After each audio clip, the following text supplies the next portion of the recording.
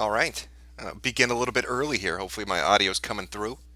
It is the current week. Can you believe that? A lot of shit happening. So I just kind of wanted to do a stream. I was going to do a video today, but it seems like every time I'd start it, some new political fucking shitstorm would start, and trying to play catch up was just getting to be impossible. This last week to 2 weeks has been hectic, to say the least, with everything that's been going on in the White House and the Senate, with the mainstream media. It's just been this never ending avalanche of complete and utter bullshit. So I figured a stream would be better equipped to deal with that than a straightforward video. That, and there's other shit to talk about too. Some gaming stuff, a little bit about Shia and a recent meltdown he had in a bowling alley. I think he's finally starting to crack. I think that pressure is finally built up enough to drive him, certifiably insane. So hopefully we get to see him go on a killing spree eventually, if the pressure is kept up. I don't know. No promises. You never know what's going to happen. But Shia, I think, is starting to lose his fucking mind. Let me just double check audio, and we'll get going here.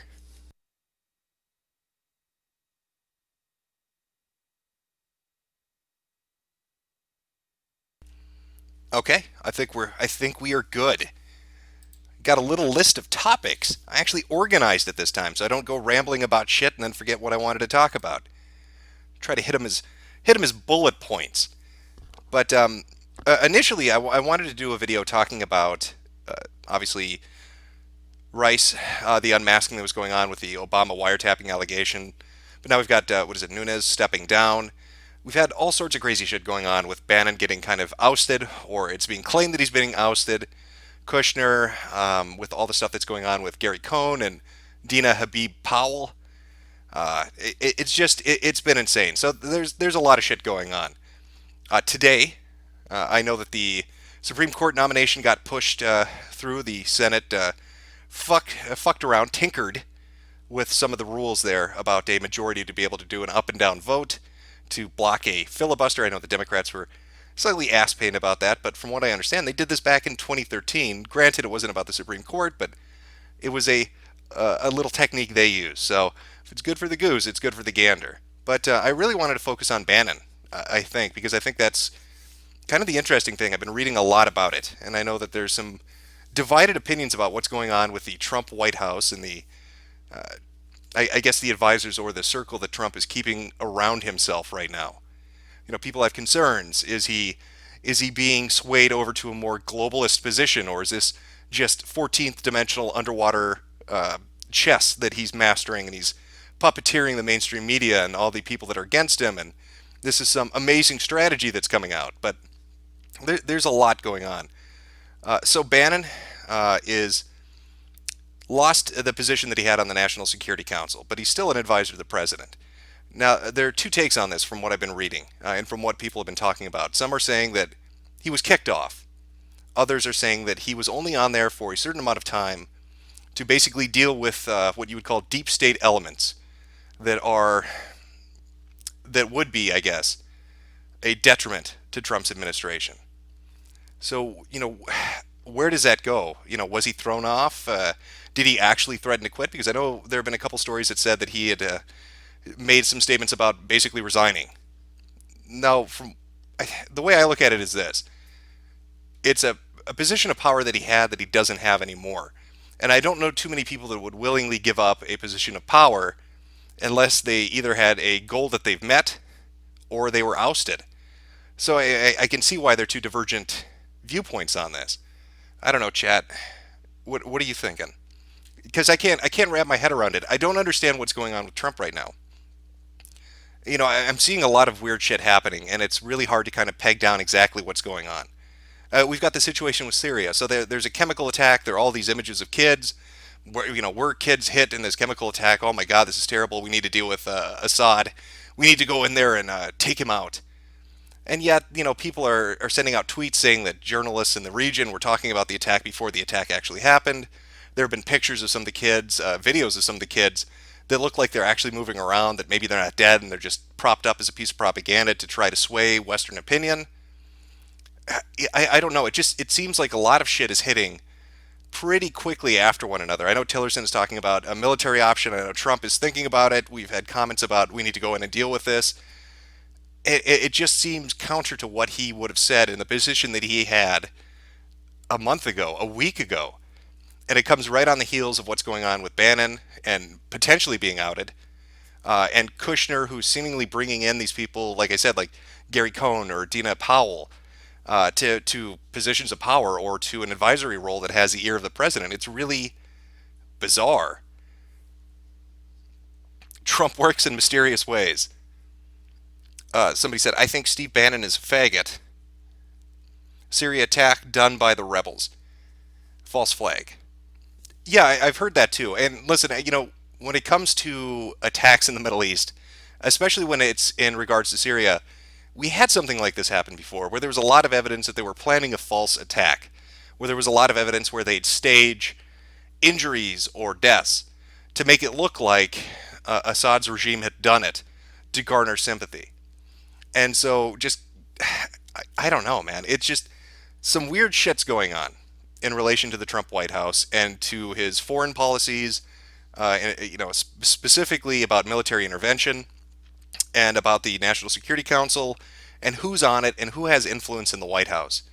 And it seems like they might be interconnected. It seems like there's some kind of that something is happening right now, but I can't really put my finger on it. People saying, what the fuck, I hate Trump now. I don't know. Maybe we're all just, you know what, guys? Maybe we're all just really sleepy. Maybe we need to take a nap. Maybe a good night's rest will do it. What do you say? Our almonds have been activated too much. Let's just go get some shut eye. What do you say? Forget about all this stuff. I'm really tired. Right? 1488 D chess. Well, that's one way of looking at it. And then we had the story come out today, and I know it's the Daily Beast, but the Daily Beast talking about how Jared Kushner and Steve Bannon are not bosom buddies.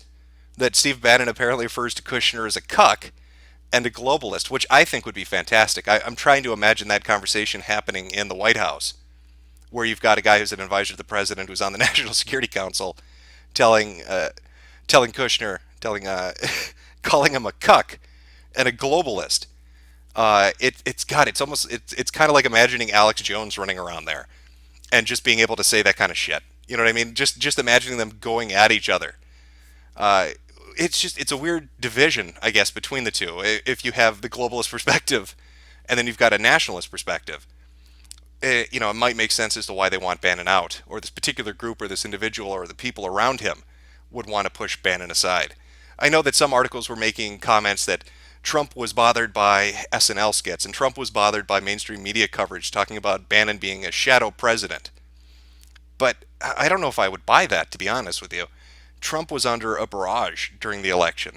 In the Republican primaries, all the way up until the election, where he was made fun of constantly. Everybody was taking shots at him. But he seemed to stay the course. He wasn't throwing people off because he thought that would make his image look better. So it's hard for me to imagine that, a couple SNL skits are going to be enough to get rid of Steve Bannon, or that he was really bothered by some shitty fucking Saturday Night Live 20-minute thing with Baldwin. I can't picture him using that as an excuse to get rid of somebody because he was that thin-skinned. I don't see that as being real. Are Bannon and Kushner, are they having arguments in the White House? Is he calling him a globalist cuck? I have no fucking idea. I don't know Steve Bannon that well. I don't know much of him. But it's just weird to see that he's pulled off his counsel, and then we've got the Syria attack going on. Now they're talking about military intervention. They want to get involved. They think Assad's a bad guy. It's just that the timing of that is really makes you think. Really gets the fucking almonds going.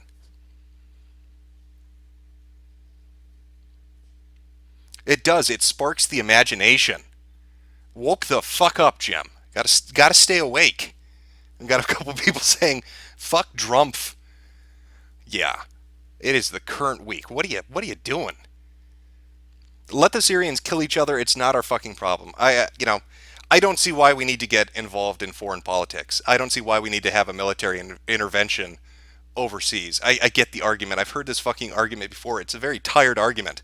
Well, if we don't go in, then somebody will prop up Assad as an even stronger puppet government of the Russians, or It sounds like the same dominoes bullshit that got us sucked into fucking Southeast Asia in the 60s and 70s. I don't see that as a great excuse to go over there. What every time we're told that there's a dictator in a country somewhere in the Middle East or Southeast Asia, we go over there, we get entrenched, we lose a bunch of fucking money, we lose a bunch of personnel, we get rid of whoever's the bad guy, put in incompetent people, and then everything falls to shit in 10 to 20 years. So what was the fucking point of going there in the first place? What did it net us? What was the fucking benefit for us to spend the money and the materials to go over there and actually intervene? Now people say, "Oh my God, think of the children, think of all the poor victims and all the shit that's going on over there." People suffer all over the world. I don't see these people saying, "Well, we need to intervene in some shithole in Africa because people are starving." It's the news cycle. It's a propaganda that's being put in front of their face with the narrative that makes them want to go over there. So we go over there, we do, what we always do, and then we end up paying the cost for it for 2 decades. How is that? How is that something that makes me want to do that? How is that a good direction for the country?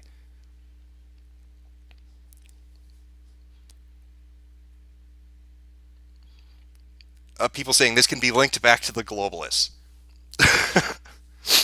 Well, I'd like to take this commercial break to remind you all to buy your water filters because we don't want our frogs turning homosexual, and I know that is on the globalist agenda.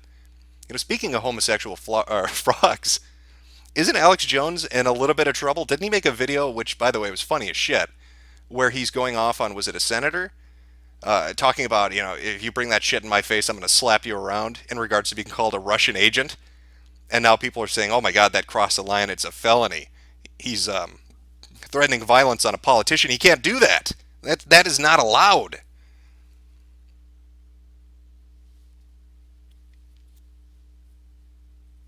A lot of almonds have been activated in the chat. Half of the chat though is talking about nap time. I don't know. Again, God, getting really sleepy. Maybe we should just stop thinking about these things. Just take a rest, a little bit of a nap. Just close our eyes for a little while. Let the world slip away.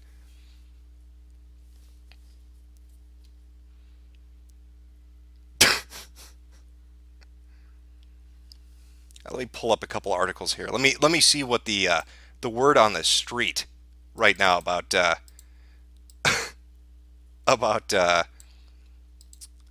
Bannon and Kushner. I'm going to grab. Actually, I'm going to throw up the Daily Beast article.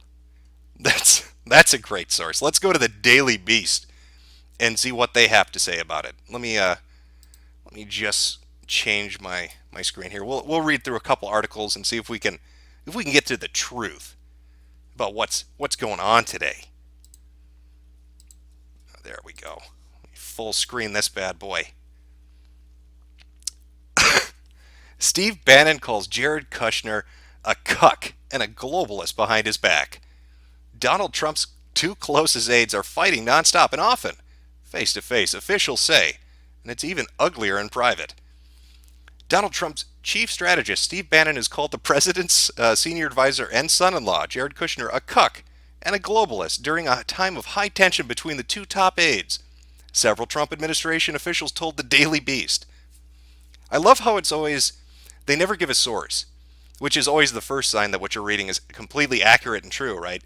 Never get a fucking source for this. They could just be pulling it out of their ass, but we'll never know. The fighting between Kushner and Bannon has been non-stop in recent weeks, according to sources who spoke on condition of anonymity. It's been an open secret that Bannon and Kushner often clash face-to-face, according to senior officials. One official said Bannon has lately complained about Kushner's trying to shiv him and push him out of the door, and likened him to the fifth column in the White House. I like the prison language. I want you to imagine Steve Bannon up in your face with gold chains and a grill on his teeth with his pants sagging, talking about getting shivved by a motherfucker. Calling him a cuck and a globalist with his hat to the side, tilted, because he doesn't fuck around. Steve Bannon is street, my niggas. He is as real gets. Steve recently vented to us that Jared being a globalist and a cuck, he actually said cuck, as in cuckservative, the administration official told the Daily Beast. Cuckservative, pantomime, I can't even say that word. I'm not even going to try to say that word. We're going to just say it's hyperbole. Of cuckold and conservative has become a favorite slur on the right, used like a sexually and racially charged version of rhino. Wow, these people don't get it, do they? Globalist is a term typically used by nationalist pro-Trump right-wingers against political opponents. Really? I didn't know the term globalist didn't actually exist until Trump ran for office. That is amazing. Didn't That's a brand new word. Brand new, you learn something new every day. Apparently globalist came into being the moment Trump said, "I want to be president." However, the term has also come under fire for at times carrying anti-Semitic tones. Kushner is Jewish. Uh-oh. Didn't know that. A Jewish globalist. That's like a unicorn, isn't it? Never heard of that before. Bannon is a self-described nationalist and longtime Republican, while Kushner was, until his father-in-law ran for president, a lifelong liberal and Democratic donor. There's a big fight going on, one senior official said. It's all about policy. There's tension between them on trade, healthcare, immigration, taxes, terrorism, you name it. The White House and Bannon did not respond to emails seeking comment.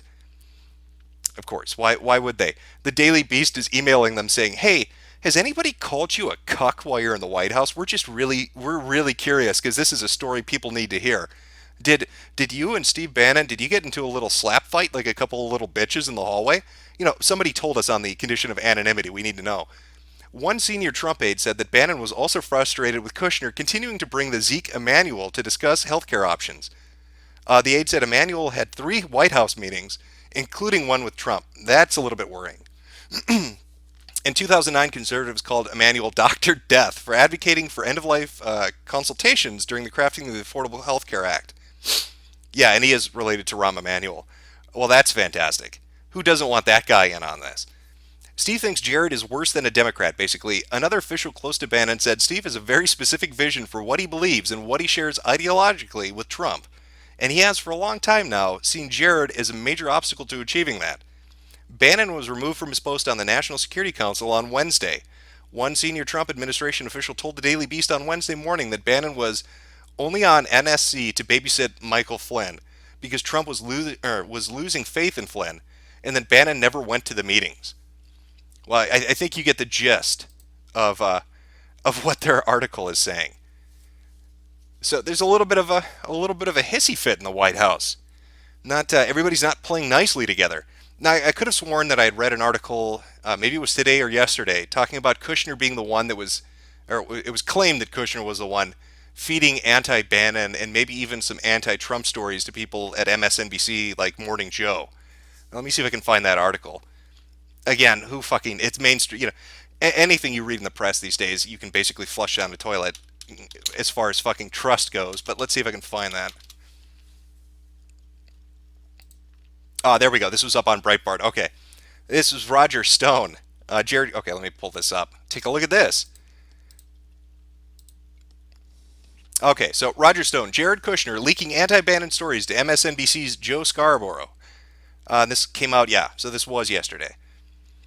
Republican strategist Roger Stone claims that President Trump's son-in-law and senior advisor Jared Kushner is leaking negative stories about White House chief strategist Steve Bannon to Joe Scarborough. During a segment on InfoWars today, Roger Stone, who was previously an advisor during the early months of the President Trump's campaign, claimed to host Alex Jones that Trump's own son-in-law, Jared Kushner, was leaking information to MSNBC's Joe Scarborough. Jared Kushner, perhaps the one presidential aide who cannot be fired, is now in regular text message communications with Joe, Stone claimed. Many of the anti-Steve Bannon stories that you see, the themes that you see on the Morning Joe, are being dictated by Kushner. And while Mr. Kushner's plate is very full with Middle Eastern peace and the China visit, and so on, in this case, I think he's disservicing the president. Now, correct me if I'm wrong. A couple of things. Correct me if I'm wrong. Wasn't Roger Stone the one that was saying, and this would have been about a month ago? In fact, let me bring this up, because if I tell you this, you're not going to believe me. So let me find the story first.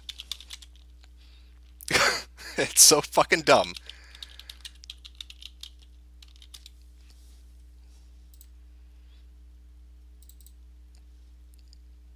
Okay. Yeah, okay, here we go.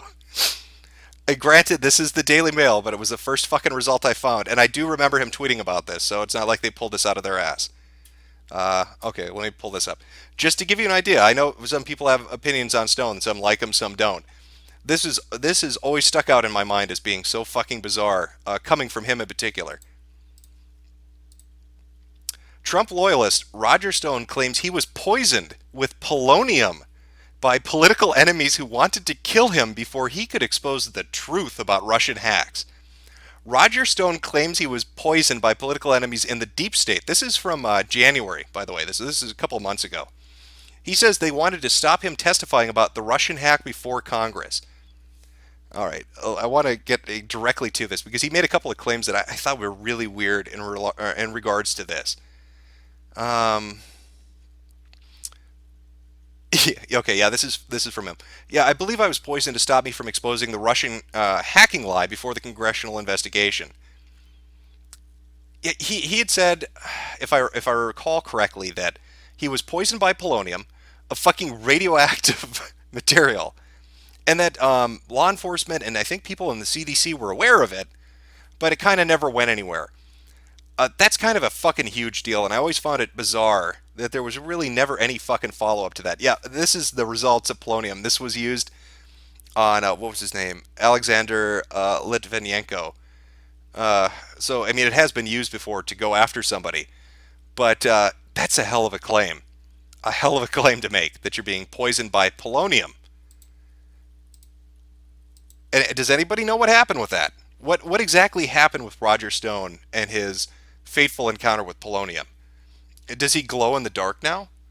Is he like an alternative fuel source? Do you know if Roger Stone can power lamps by standing next to them? Polonium stone. Yeah, it's polonium stone. I don't know. I think if I were to go, let's say, to the hospital, and they were to say, holy shit, you've been poisoned with polonium, that I'm fairly certain more than just the police or the CDC would be involved with that. I think you might have counterterrorism show up. I think you might have FBI or NSA show up. Homeland Security is probably a given. It's gonna be kind of a big fucking deal if somebody's been poisoned with fucking polonium. Because where the fuck did that come from? Did I eat it? Did I drink it? Did somebody inject it into me? Did I sleep on it? Is it my fucking mattress? Is it all over my goddamn house? Maybe we need to quarantine the fucking neighborhood. So, just some food for thought that, making a claim that you've been poisoned by fucking polonium is a bit strange on Roger Stone's part. And I'd love to hear the follow-up to that. Uh, I can't, I guess, outright dismiss it. It's been used before. But if he's exposing the truth that the Russian hack is bullshit, it's a lie, why would the poison they're using be polonium, which is something the Russians used on Alexander Litvinenko? You'd think that Putin and the others would be like, that's awesome, Roger, tell them that, and we're not going to use polonium on you. Who gets polonium? How the fuck do you get your hands on that? Stone has a huge Nixon tattoo on his back. That is masterful. I don't know what's going on with that. I mean, he's wild. I've listened to him before. I mean, he's a funny guy to listen to, but I always thought that was bizarre. 2 months, well, 3 months ago at this point. This is in January. 3 months ago, Stone talking about a polonium poisoning uh, in the deep state. I didn't even realize it, but he's talking about deep state right here. And I mean, we saw what happened with that over the last couple of months. You had people like Salterdamus, Bill Crystal come out and talk about how great the deep state was and how they're going to take down Trump. And you had other people that were former intelligence community officials talking on social media platforms openly about their connections to deep state as they began to refer to it, and how they were going to take down Trump from the inside. And they were going to make sure he rots in jail. So I mean, Stone was ahead of the curve using that term because fuck, a couple of months later, everybody's talking about it. I mean, you're seeing articles talking about it. But we've gotten off the beaten track. We've gotten off the path here. I got sidetracked because again, that this story is fucking amazing. Um, okay, yeah. So you've got one article basically stating that Kushner is what he's giving negative stories about Bannon to the press, and Bannon is essentially, or what seems to be, ousted off the National Security Council. Not, he's not kicked out of the White House. He's obviously still an advisor. He's still there doing the role that he was doing. He's just not on this one committee, this one council. But it's an interesting story that's being set up by two different sides. One saying that Bannon was there to do a job, that he wasn't ousted, that this isn't happening, and another side basically stating that Kushner and Bannon are at each other's throats, that there's something going on in the White House, that there's a push for a more globalist perspective. And then after that, in the last couple of days, what do you have happening almost simultaneously with this? Oh, we've got an attack going on. It's always how fucking convenient. We've got a chemical attack in Syria. And now you've got Tillerson and others talking about, well, we need to go in there and have military intervention. So I don't know. How the fuck do you keep up with this shit? And what happened with, let's go back to Susan. What happened with her and the unmasking? Let's see if I can pull up an article on this. Because I have no idea what the fuck is going on. Okay, here's one from the Daily Caller. Oh, yeah, people love these fucking daily names. Daily Beast, Daily Caller. Daily Dose is what they should all fucking call themselves. All right. Here's a more recent Susan Rice. Has given two different answers in the last 15 days on the unmasking of Trump officials. Susan Rice has repeatedly changed her stories over the last 15 days and given two different answers about the unmasking of the Trump transition officials who were caught up in a surveillance of foreign officials. Though Barack Obama's national security advisor at first feigned ignorance, once it was revealed that she was the one who made dozens of requests seeking to unmask the identities of the associates, Rice defended her actions by saying they were for national security reasons and not politically motivated. Well, I believe that. Why would Susan Rice lie? Clearly, these are for security reasons. First, Rice lectured the president in an op-ed for Washington Post published on the 21st over his claims that Obama administration wiretapped his offices during the presidential campaign. The foundation of the United States' unrivaled global leadership rests only in part on our military might, the strength of our economy, and the power of our ideals, Rice wrote. It is also grounded in the perception that the United States is steady, rational, and fact-based. To lead effectively, the United States must maintain respect and trust. When a White House deliberately disassembles and serially contorts the facts, its actions pose a serious risk to America's global leadership among friends and adversaries alike. Now, I'm going to skip ahead and see if I can find this. Okay, yeah, so she was asked on a PBS interview on March 22nd and said, I know nothing about this. I was surprised to see reports from Chairman Nunes on that count today.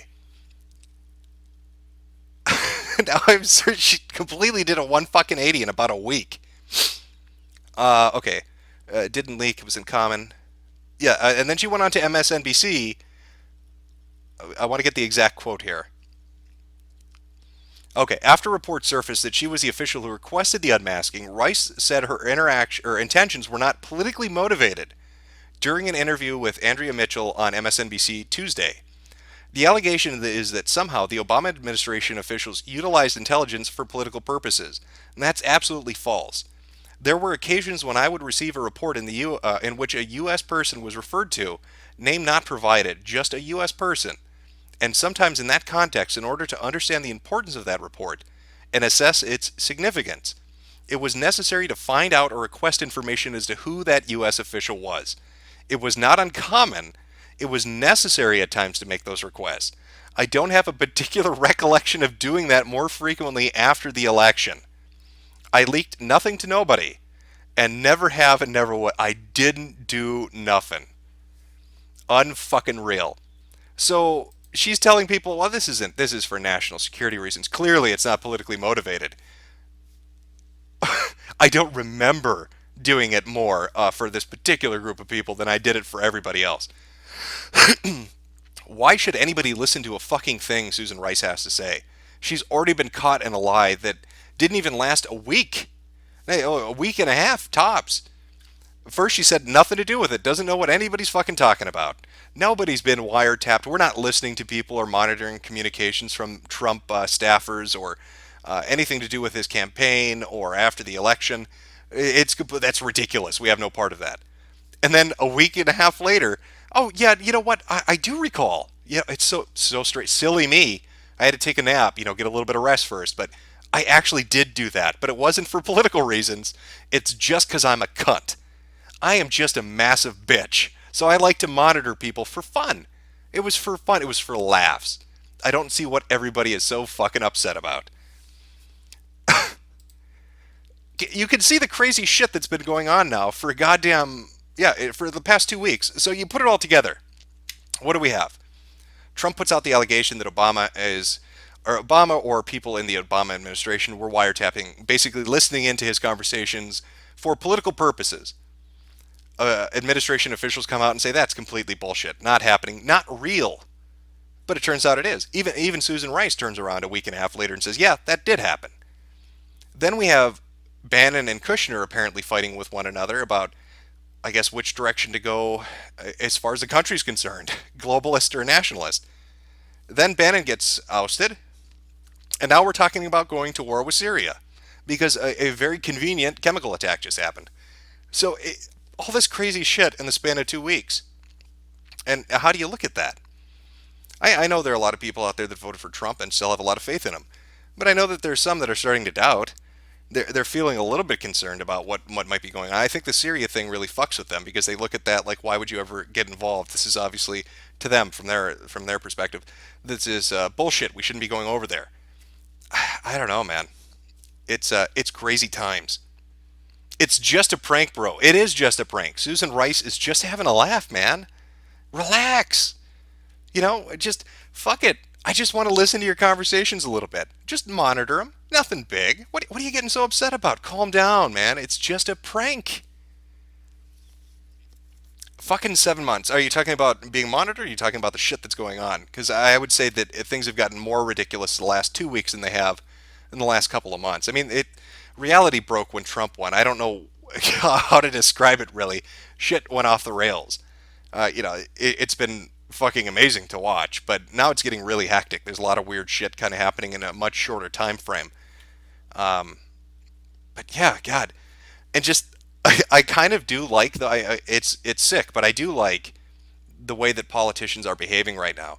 That's why I find it funny that Bannon and Kushner might be calling each other shit in the White House, like yelling at each other and calling each other names. Because I've noticed, and I'm sure you've noticed this too, a lot of people in positions of power, elected officials, talking a lot of shit on social media. That's not something we've ever really seen before, where they will just call each other out and make fun of each other now on fucking Twitter and Facebook and YouTube. It's insane, but it's happening. It's going to devolve into some giant shit flinging contest on Twitter. That's how the apocalypse will be triggered. It's not going to be some military intervention. It's going to be a tweet that went wrong. That's going to be the start of the fucking Third World War. What a time to be alive.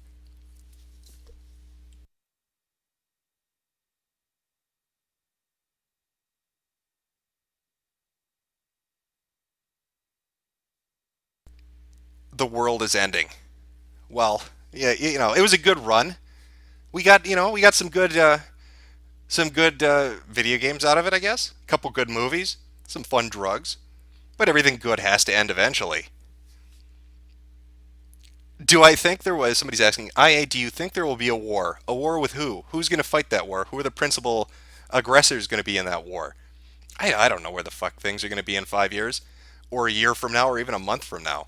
Things are so fucking crazy at this moment. Things seem unstable, and I'm not saying that as in, oh my god, the political people we have in power right now are making it unstable. I mean, it's like reality itself is fucking unstable, and just crazy shit is happening. Um, is there going to be? I have no idea what would trigger a war. We go into Syria and get violent. The Russians push back a little bit. Maybe Turkey loses its fucking shit and does something stupid. Maybe China has a vested interest in getting some. It gets involved. I don't know. Maybe little Kim and North Korea finally launches that nuke and makes it happen and takes out half of Japan. I don't fucking know.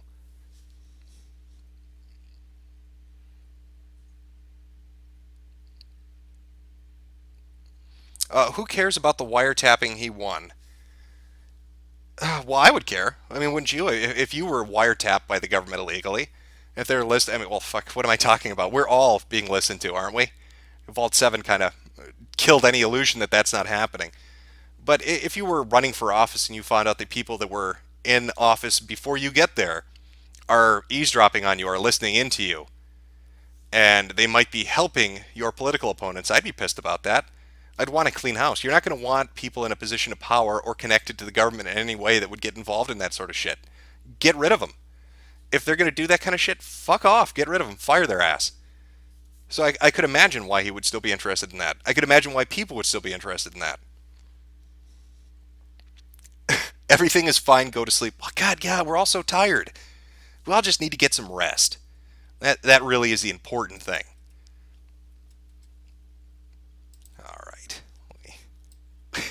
Let's switch gears here a little bit. I'll give you a minute to digest that spew of nonsensical shit. Um, the takeaways from the last half an hour of talking with you should be that Roger Stone is an X-Men now. He's like a political Wolverine, right? And I'd say like Spider-Man, but he wasn't bitten by a spider. He didn't get bitten by a radioactive spider. He had polonium shoved up his ass. So he's like a fucking superhero right now. Maybe Roger Stone can save the country by using his superpowers and flying to the White House today. I don't know, but that would be the takeaway from this. Let's okay. Um, Here's one. This I have no idea what the fuck this is. I saw this and I thought it was a misprint at first, but apparently it's not. Apparently this is on the fucking level. Of course, why wouldn't it be? Why would this not be real? Yeah, I'm just gonna show it to you, and then you could tell. See if you can figure out what's wrong with this. It should stand out pretty quickly. All right, I'll pull up the monitor here. Here we go. Okay, Bulletstorm Full Clip Edition. You know this game from 2011 that was kind of meh to begin with. Take a look at that price. $50 fucking. $50 fucking for a 6-year-old game that they didn't add anything to. $50 fucking for a game that they added DRM to, but didn't really boost anything else. $50 for this shit. And it's actually selling. I don't fucking understand how that's possible. Bulletstorm is shit.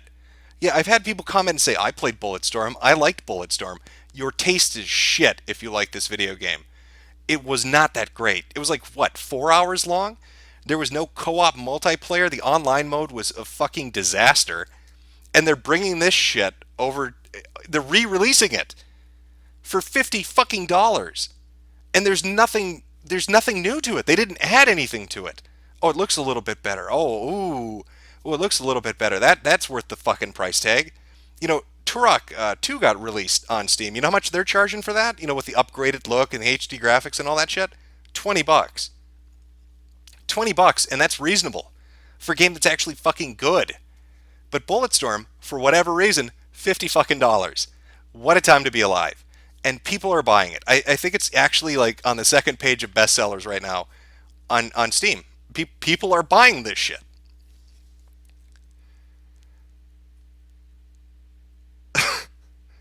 But Bulletstorm, yeah, that's great. Yeah, let's go take a look at the community hub. See how many people are praising this pile of shit. Oh, am I adult enough to look? I don't know if I'm adult enough to look at this. It's kind of a big deal. Gearbox is partnering with. Oh, I think it's whoever sells the keys resells them. You get fucked over. You can't say the name on Steam. Steam won't let you say the name of this particular company. Is Oh God, that's right. Yeah, you know what? Actually, this might be worth talking about. They're selling a collector's edition for this pile of crap, uh, where you get a box they shot. They took a fucking case, a game case, a steel case, out to the fucking firing range, put a couple of 9mm bullets into it, and they're selling you that. Like how those hipster idiots in the 90s went and bought pre-torn jeans? Instead of buying like a pair of Levi's and tearing them themselves, for whatever reason, this was a popular style for like a year. Instead of buying a pair of Levi's for like $40 and ripping them up yourself, you could go get designer Levi's and have them pre-torn for like $140 instead. That's what this is. You can get a collector's edition of Bulletstorm with bullet holes in it for the fucking value of $250. That's a hell of a sale. That's what I want. Oh, thanks for bringing my video game case to the firing range and putting a couple of bullets in it. Really, really shot that price up into the hundreds of dollars. What a fucking farce. Uh-oh. What do we got here? I just I beware, a known troll is haunting this forum. Just a FYI, guys, if you want to talk about the hotness that's Bulletstorm, don't go to the forums on Steam. A known troll is hunting and haunting it, simultaneously doing two things. It's amazing.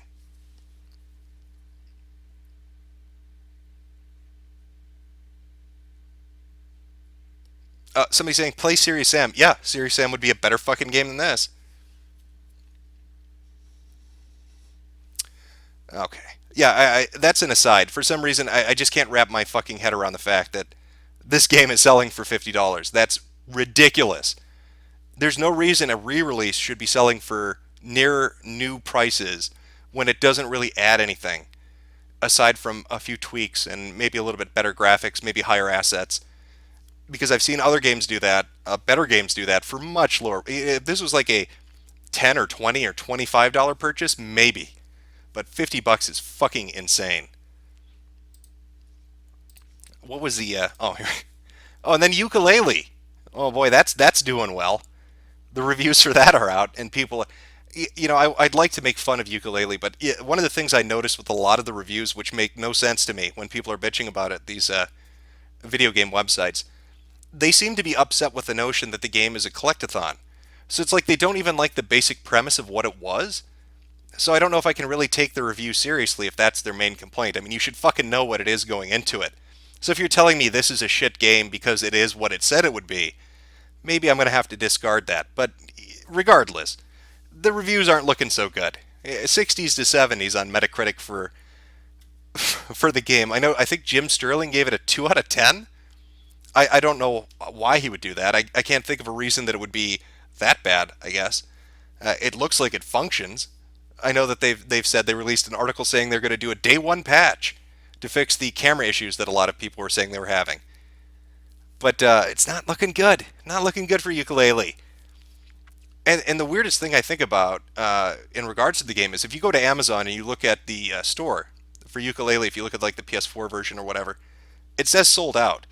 So I don't know if they printed it in limited quantities or if that's just how games are before the like I don't understand what's going there. So maybe it's getting terrible reviews, but so many people pre-ordered it and bought it early that they're going to have a hell of a lot of buyer's remorse when that shit shows up.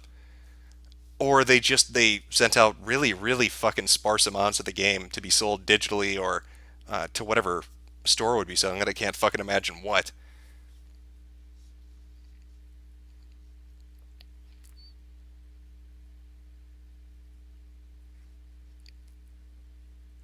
They don't like video games, Jim. Yeah, I know they don't. I know a good portion of video game reviewers don't play or like video games.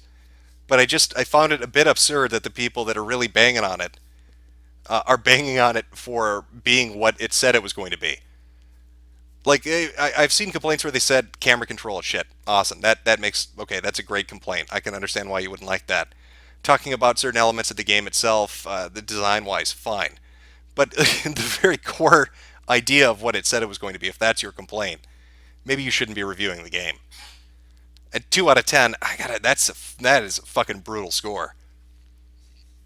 That 2 out of 10, that's like fucking oh, what's his name? Armin White? Is that the guy on Rotten Tomatoes that likes to go in and basically whatever Jim Sterling might be like White is on Rotten Tomatoes, where if a group of people are saying one thing, he's going to say the other and be contrarian just because.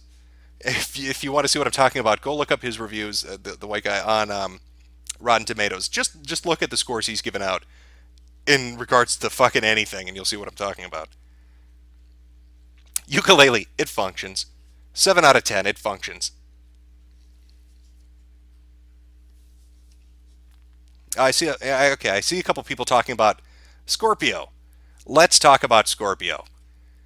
Digital Foundry, which is why do I have that to me is bizarre. I'm not sure why Xbox, why Microsoft would have gone with Digital Foundry to do the reveal of their new system or the specs of their system.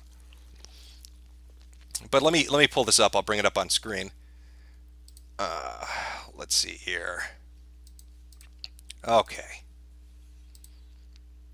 So what are we looking at for Project Scorpio? Because they told everybody what their new specs are. So let's take a look at this. So we've got 8 custom x86 cores clocked at 2.3 gigahertz, which is just zero point 0.2 gigahertz higher than the PS4 Pro. So and it's not that much of an improvement over the Xbox One. I don't know why CPU was always getting. All right, I'll get to that in a minute. GPU 40 customized compute units at 1.1 gigahertz, compared to 40 or 36 on PS4 Pro and 12 on Xbox One. Memory bandwidth, 326 gigabytes per second. Hard drive, who gives a shit? Where was it? Oh, yeah. The memory, 12 gigs GDDR5, but 4 of that's held back for the operating system, so 8 is left for games. So when Digital Foundry did their video about this, they're talking about the specs and kind of how they put the system together and what they thought it was comparable to and how it worked and the hardware solutions. God, what did they talked about? Was it vapor cooling or some crazy shit like that for heat distribution? They're like, there's no vent on the back; it's just on the sides. But the other really the interesting thing is they showed not video. They didn't show video of anything. They showed a screenshot of a Forza game running at native 4K at 60 frames per second, only utilizing I think it was like 65% of the GPU. Maybe they have this picture in here. Do they have this picture in here? Of course not. It's just going to be this. Oh, yeah, here we go. And what we think is a first for mainstream consumer level price of this tech, Scorpio features a vapor chamber cooling system similar to the setup seen on high-end GTX 1080 and GTX 1080 Ti PC graphics cards. So that is the solution they're going for with this. Oh yeah, here we go. This is what they're using to fuck, of course Eurogamer. Why would you make it legible? What was the okay the usage of the GPU 66.19%. There you go. Forza Motorsport 4K 60 frames per second, Xbox One quality settings with 4K assets. GPU utilization is at 66.19%, meaning there's a huge amount of overhead left for improving visuals. Well, isn't that just click no, that's not going to work. Oh, I've got fucking no script on. Of course that's not going to work. Whatever. So those are your basic specs. Now, what is the price people are talking about? I've seen the number 500 thrown out a lot.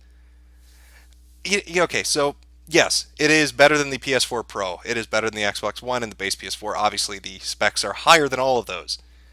And 4K gaming, and it's going to have an Ultra HD Blu-ray player, so you can watch 4K movies, which is something for some reason PS4 Pro decided not to really look at. I don't understand why that is. But I can't be the only one who is a little put off by the idea of, I guess, mid-life cycle, moderate to minimum upgrades. Like, I'd like to see leaps as far as console technology goes. We have a life cycle for console anywhere from like 5 to maybe 7 years.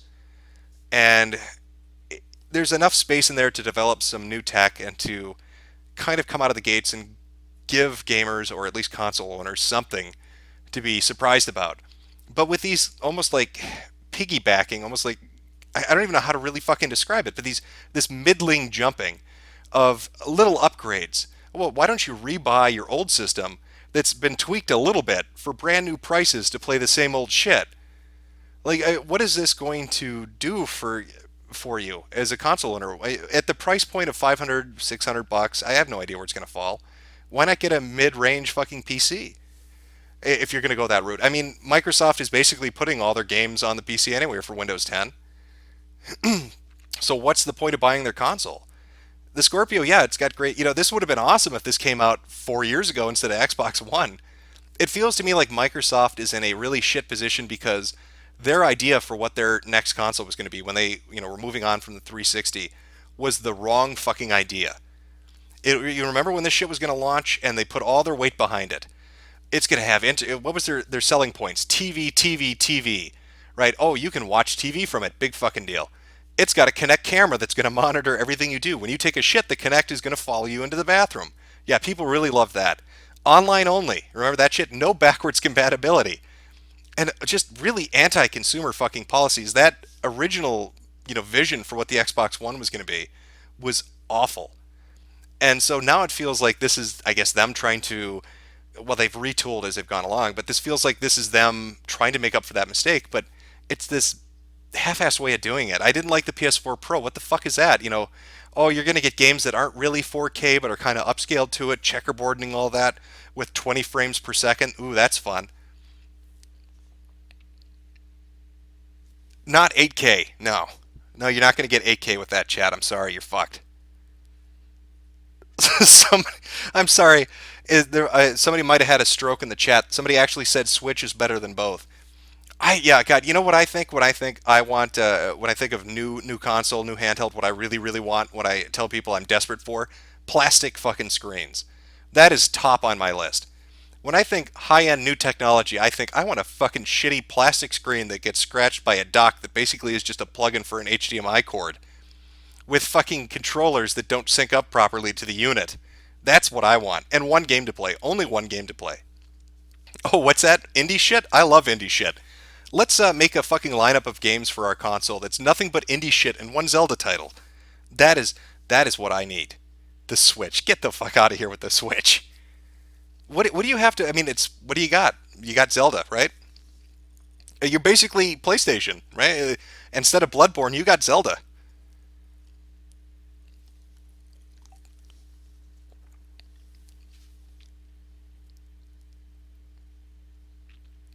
Consoles are like the new phones now, one every year. It's getting to that point, isn't it? God, that's fucking depressing. Does anybody else find it ironic? What was it? Steambox. Valve wanted to release their own kind of weird PC console hybrid that you could tinker with and upgrade. So you'd get it and you could upgrade it as time went on. And consoles now are they trying to copy that? Is that what PlayStation and Xbox are going to do from now on? Are we going to go from, one new console every 5 to 7 years to three or four variations of consoles over the span of that 7 years to upgradable consoles where they're basically PCs? I mean, are the next two generations going to basically take us to where PCs are right now? And that's going to leave what? Nintendo making plastic screen shitty handhelds. What the fuck happened to gaming?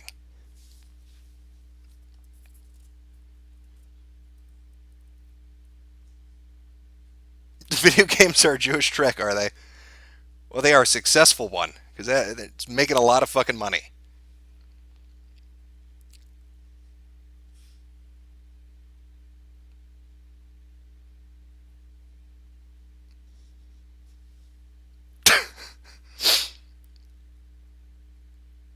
Oh, we're all kings? Well, you know what? Since I see a lot of people talking about what we was, let's talk about what we is. I don't know if all of you are aware of this, but there is a Kickstarter going on right now that I'd like to discuss with you. We'll shift gears here for a second. I hope you're ready for this. Are you cave dwelling Neanderthals ready to get woke? Because here it comes. The Kickstarter to end all Kickstarters. Kids to Kings. 4 kids. 7 kingdoms. One legend. 4 royal children with superpowers go off on an adventure to prove their ability to rule as kings while undermining powerful gods. This has made its goal, by the way. It's got 5 days to go, and it's shot past its $4,000 goal. Already made nearly $12,000. Let's you know what? Let's take a look about this project. Part one. We're not going to watch the whole full issue. I don't want to. I don't want to. 18 minutes. Goddamn. We'll watch a few seconds though.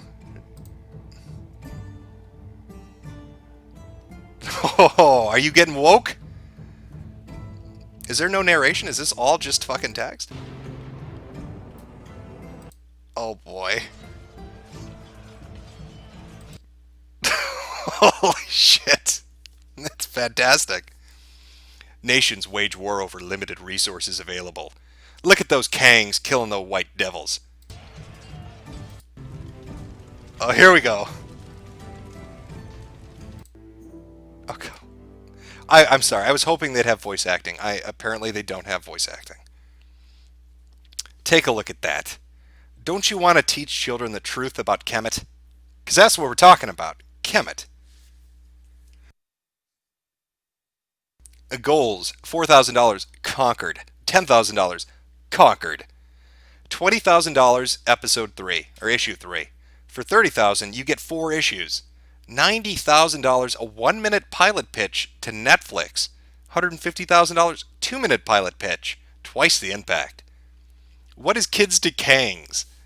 Written by Manuel Gatto and drawn by David Lenormand.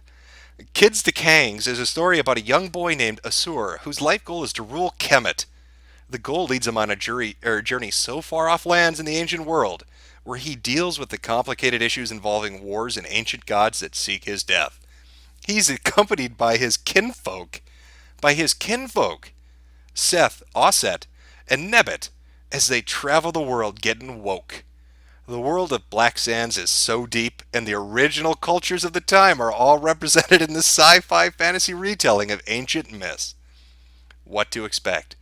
Demigods, ancient aliens, historically accurate cultures, various myths, and a good time. Should we take a look at the characters? Would you like to? Oh, let's get woke. Okay, main characters: Asur, fighting style, martial arts, magic, powerful, augmentation.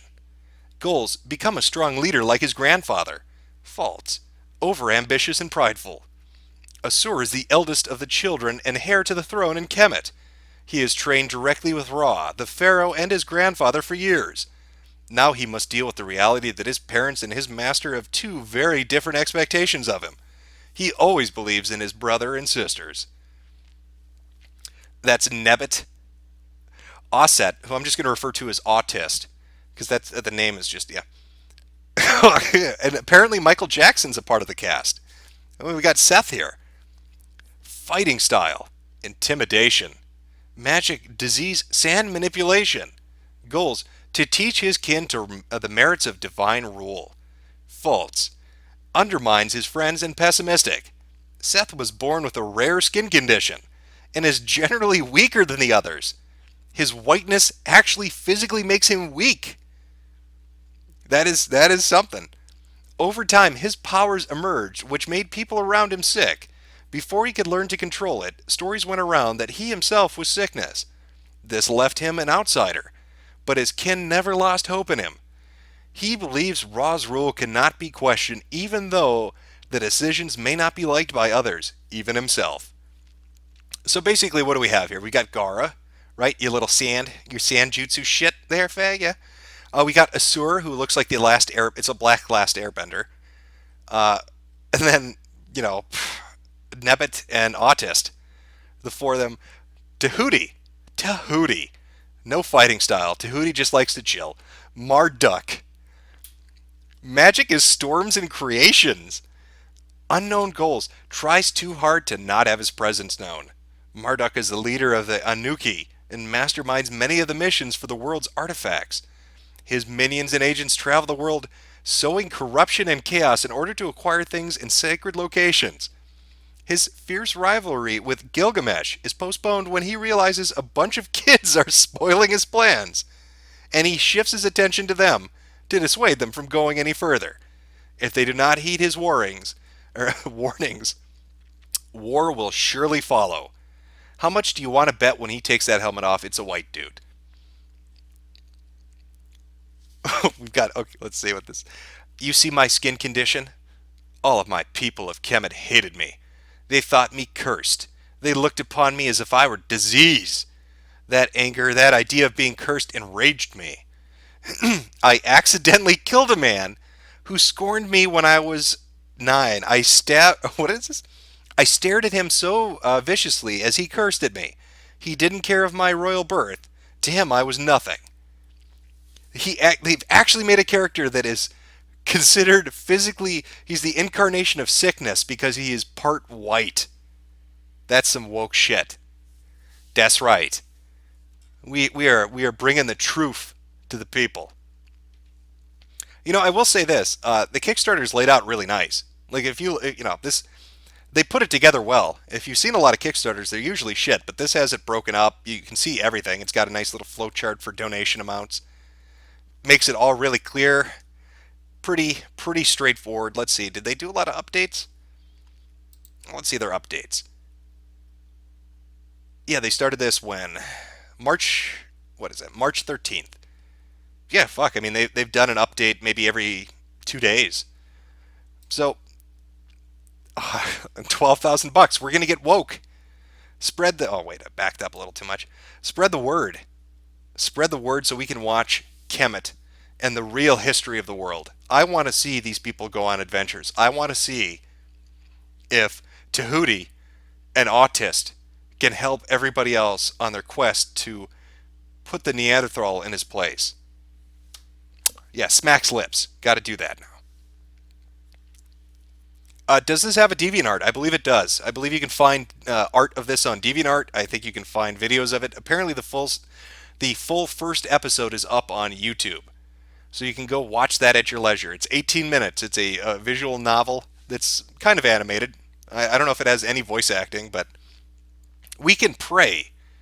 We can pray that they get $90,000 to do a 1 minute pitch to Netflix, because that would be fantastic. Who wouldn't want to watch this?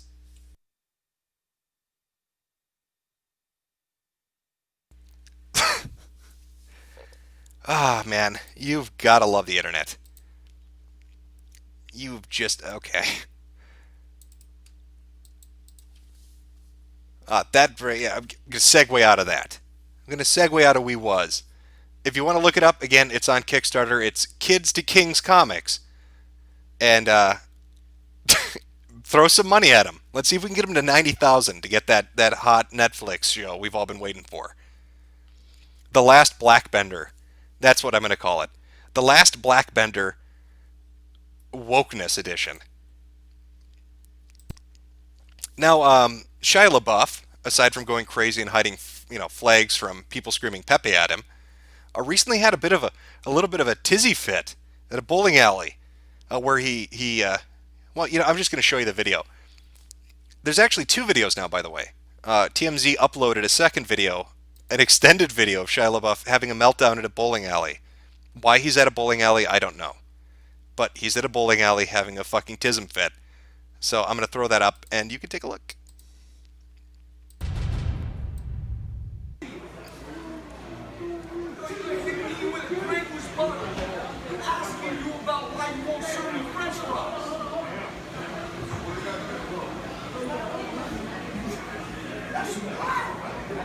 Asking you about French fries, you want to hit me in the head with a great juice bottle. Absolutely. They want to hit me with a great juice bottle about French fries. You fucking racist bitch. Talk to me. You fucked up. That fucking head with a Grey Goose bottle about French fries. You fucking racist. No! Call the police! Call the police! This one works in the 2 years. You go out here on the drugs, man. Hey, you caught that Grey Goose bottle. He caught that motherfucker.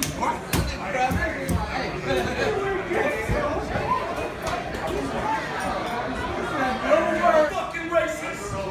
Fuck! Talk your shit! Hey, don't worry about him.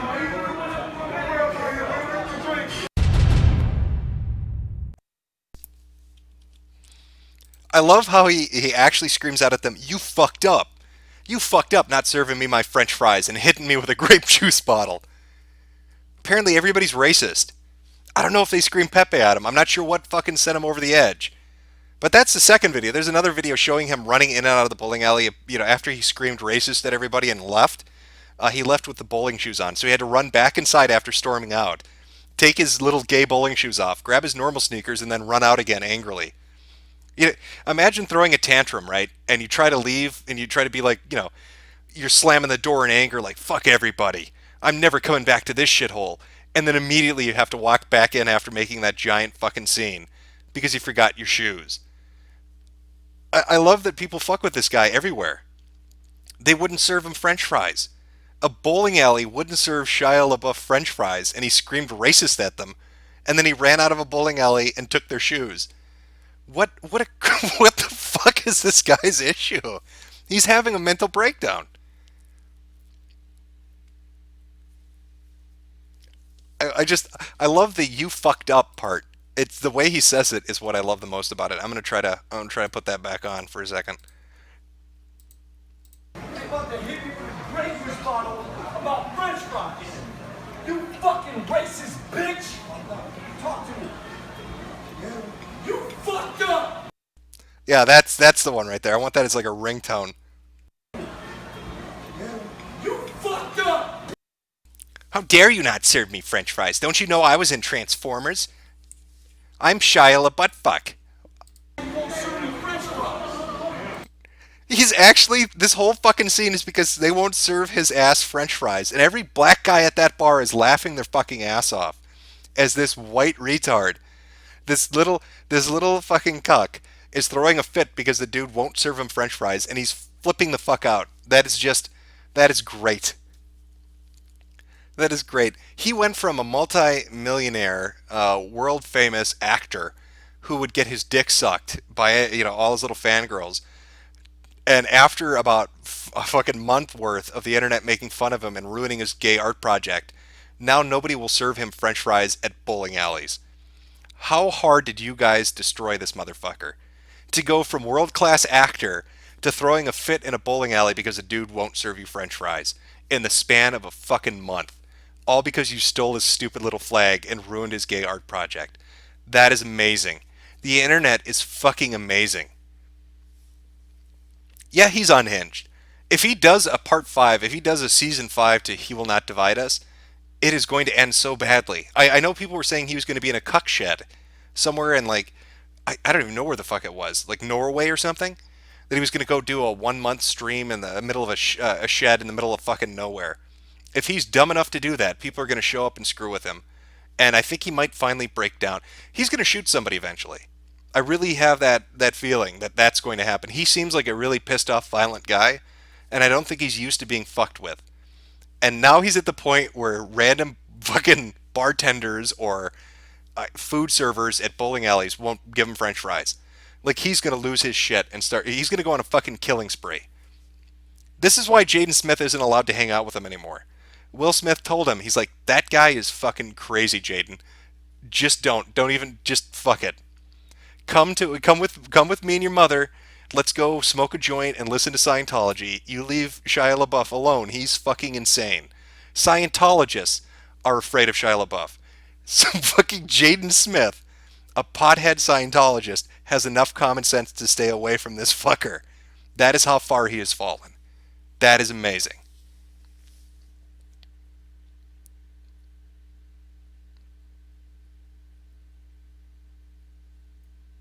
Yeah, there's no French fries for Shia. He's getting no French fries.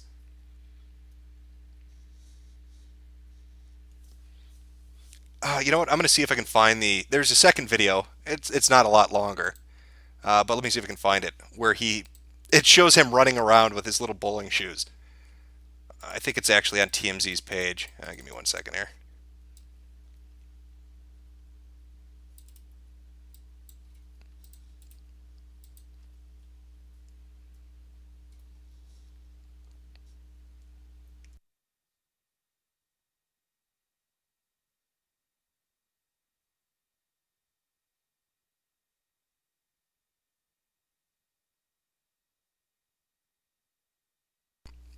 Can't get it. I had it earlier, but I can't find it now. What are you gonna do? But that's Shia. It's only a matter of time. He can't last much longer. Season 5 is gonna be suicide. That would be season 5. That would be season 5. Is it just him looking into the camera and you slowly see a gun come up from the left side of the frame, and that's it. That's the ending. The only thing that finally divided Shia was a hollow point bullet to the brain. That is his performance art. It's really avant-garde. It's really out there. That's how he ends it. And he's just got a fistful of French fries. That's the symbolism, the deep, deep symbolism of his message. Fistful of French fries, gunshot to the head. End of season 5.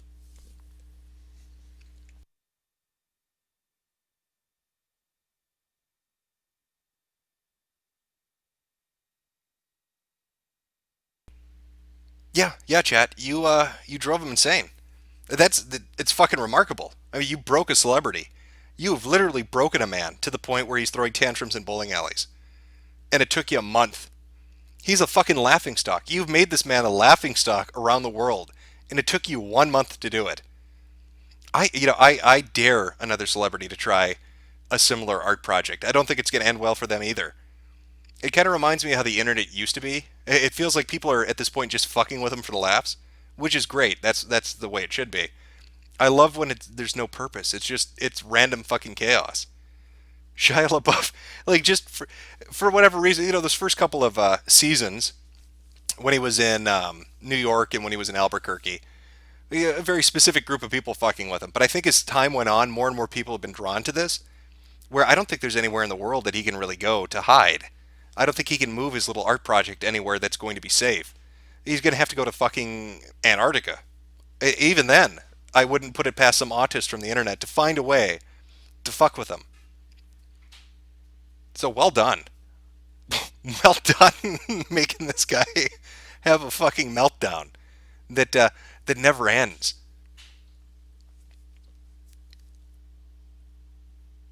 Let me see. Oh, I was going to talk about Mass Effect Andromeda, but whew, uh, oh yeah. See, this is why you should never pander to a specific audience segment because it's never going to be good enough.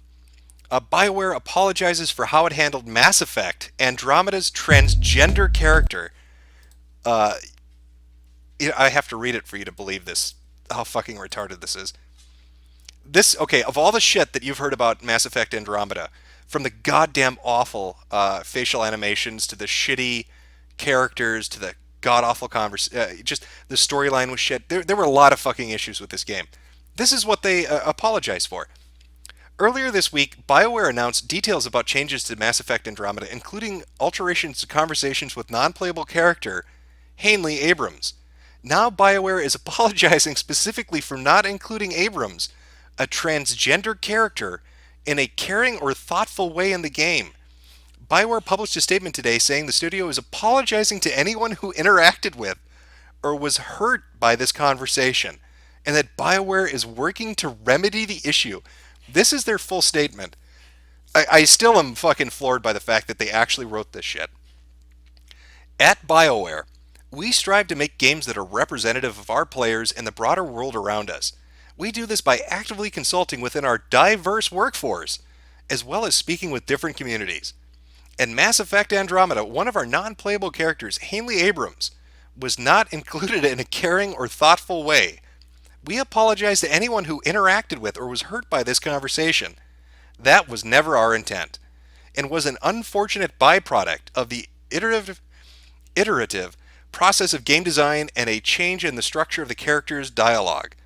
We have had several discussions with members of the transgender community, both internally at BioWare, and in the broader community, and we are working to remedy the issue. Once the changes are implemented, Hanley will only reveal certain information to Ryder after they have developed trust, and only if the character chooses to support her. As always, we appreciate the help, feedback, and support from the Mass Effect community. That's what they apologize for. Abrams is an NPC player.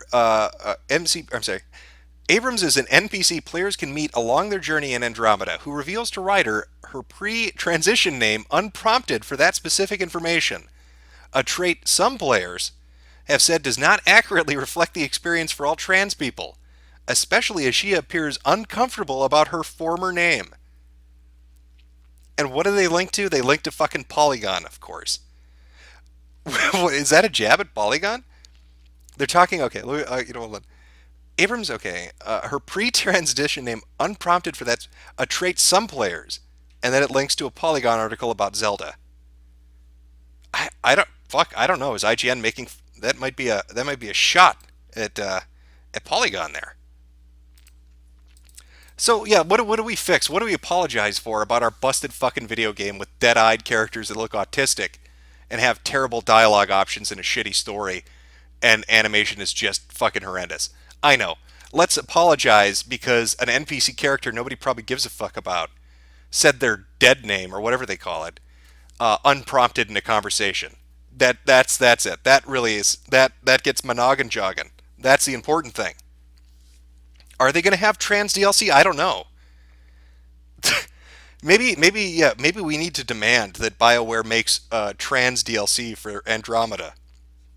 I think that Hanley should have their own 20-hour side story in which we fight to get that transition surgery. I think that's what we need. I think that's what Andromeda really needs.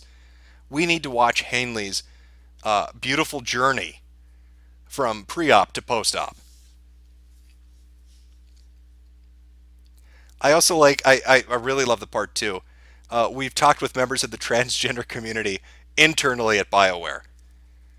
So if you have transgender people working internally at BioWare on this product, I'm assuming, and they had no problem with it, then what was the issue to begin with? Who's complaining about this? Why is this a fucking issue? You've got other things to fix, and you're issuing apologies about this non issue.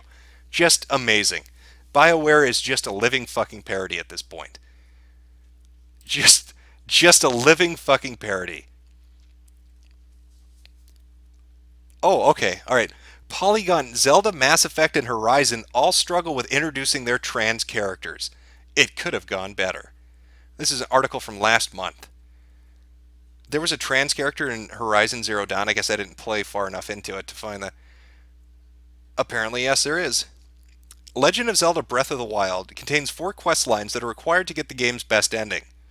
One of these quest markers leads to Gerudo Town. It is an all-female city. Okay, where's the... let's see. You will repeatedly be refused entry by 2 guards outside the city after being told that Voi, men, are forbidden from this all Vi, women, city before learning that a man has been using deception to sneak in and out of the city.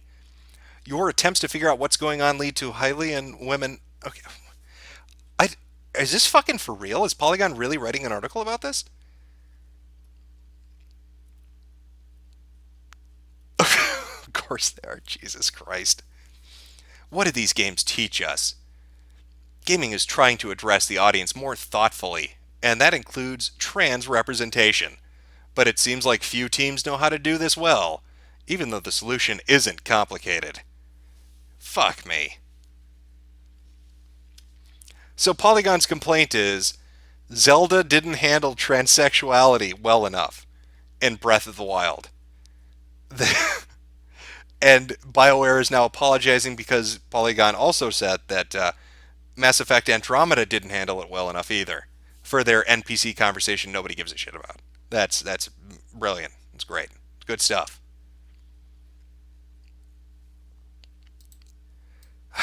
Man, I remember when fucking video games was about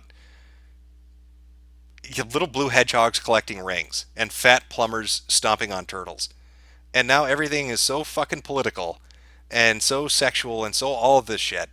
I miss my video games. I'm sick of overpaying. I'm sick of paying $50 for a fucking re-release of a game that doesn't have anything added to it, with the only, I guess, the only addition actually being DRM. I'm sick of all the fucking political shoehorning shit into video games. I just, I, I guess I'm gonna have to stick to emulation. I'm gonna have to just play retro video games from now on.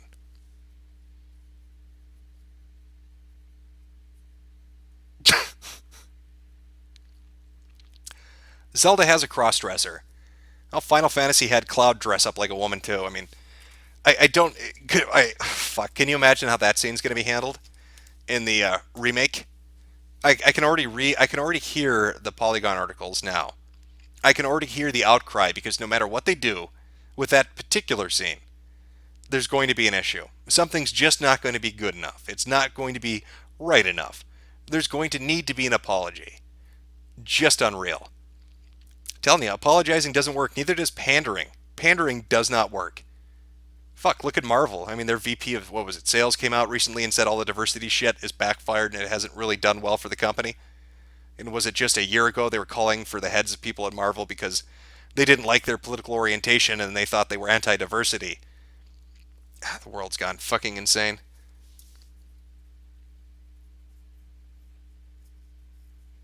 You sexually identify, somebody in chat, you sexually identify as transphobic. That's a new one. I wonder how they would get around that.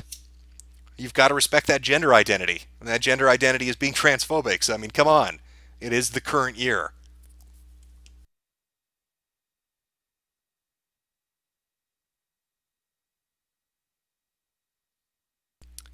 Yeah, I want to play Near. The only problem is I know that it has some issues on the PC, and I'm waiting for that to be addressed in a patch. I know there are workarounds for the resolution and a few of the other issues. Once that's officially addressed, I'm going to probably pick it up because it looks like it's a really good game. Also, your Persona 5 is supposed to be really good. So, there are a couple games out there.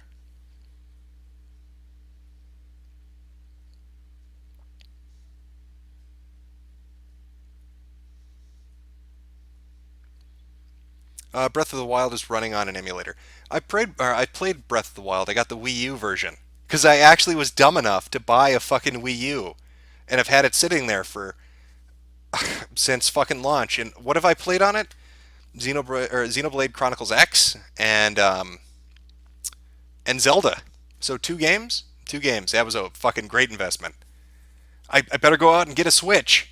There might be two more games released in the next 5 years by Nintendo that I actually might want to play. That's a good investment. Yeah, sure. And my PS4 is sitting right next to it in a pile of dust because you can only play Bloodborne 500 times before you want to shoot yourself. And then after that, what do you have? So hopefully Persona is as good as they say it is because that would be something after forever since fucking Bloodborne.